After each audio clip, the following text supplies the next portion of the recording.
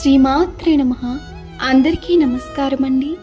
లలితా సహస్రనామంలో 96వ శ్లోకం. సుముఖి నళిని శుభ్రు శోభన సురనాయిక కాలకంటి కాంతిమతి క్షోభిని సూక్ష్మరూపిణి. భావం: మంగళకరమైన ముఖము కలది, నాళము కలిగినది, శుభప్రదమైన కనుబొమ్మలు కలిగినది, సౌందర్య శోభ కలిగినది, దేవతలకు నాయకురాలు, నల్లని కంఠము గలది, ప్రకాశవంతమైన శరీరము కలది, క్షోభింపజేయునది అనగా మధించునది, సూక్ష్మ శక్తి స్వరూపిణి. ఒక్క క్షణం ఊహించండి, ఒక యువకుడు జీవితంలో చాలా విజయాలు సాధించాడు, కానీ అతని మనసులో ఇంకా అసంతృప్తి ఉండేది.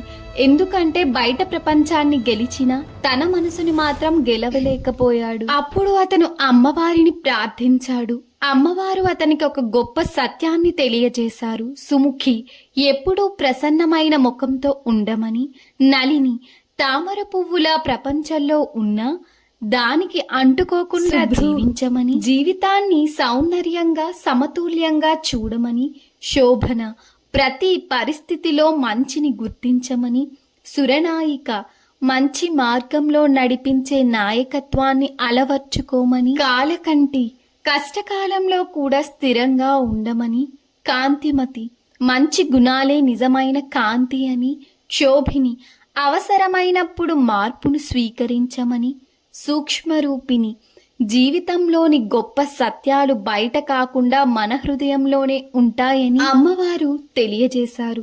అప్పుడు ఆ యువకుడు గ్రహించాడు, నిజమైన విజయం అంటే ప్రపంచాన్ని గెలవడం కాదు, మనసును ప్రశాంతంగా ఉంచుకోవడం, మంచితనాన్ని నిలబెట్టుకోవడం, మార్పును స్వీకరించడం. అదే అమ్మవారు ఈ శ్లోకం ద్వారా మనకు నేర్పిస్తున్న గొప్ప పాఠం. ఈ శ్లోకం యొక్క సందేశం: అందం ముఖంలో కాదు, మనసులో ఉంటుంది. నిజమైన కాంతి బయట కాదు, మంచి గుణాల్లో ఉంటుంది.